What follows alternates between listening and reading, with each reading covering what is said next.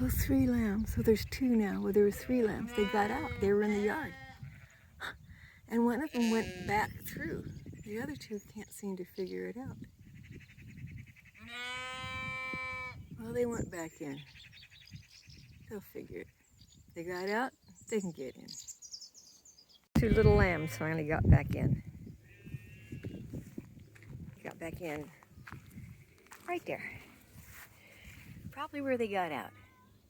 And I was taking a video of it, except I forgot to push the button. So there you go.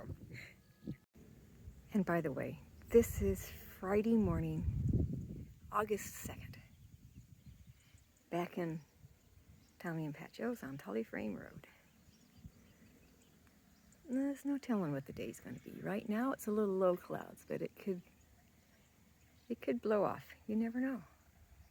Well, the sheep are taken out of the field, through the gate, and they're captured because they're going to be clipped today.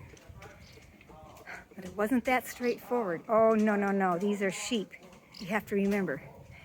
They came out of this field nicely. Tommy and I finally got them to go through the gate. But that gate right there that's supposed to shut the top of the driveway wasn't latched. And the sheep bumped it, pushed it open, trotted down the driveway. I had to cut across the field, climb over 2 fences, two walls, shoosh them back down. But instead of coming up the driveway, no, they went up the road. And they went to a yard of a house that's being built. And I'm going, oh my gosh. So a stonemason came to work and I said, hey, how about shooshing these sheep out of the field behind the house? So he did. Tommy came up in the tractor and blocked them going back up the road. I came down here with Pat Joe so they'd come back up the driveway. But oh no, it's not that simple. The spastic sheep went up somebody's driveway.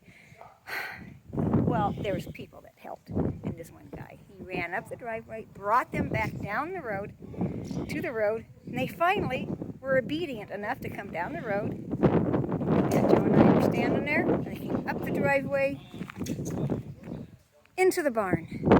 That wasn't hard. Sheep are getting sheared. They seem to be behaving themselves. They're going in the field. The top of the driveway gate is shut. So when they come out of the barn after they're sheared, they go back in their little field with the gates open. They should be just about done. The guy with his electric clippers and trailer doing a good job.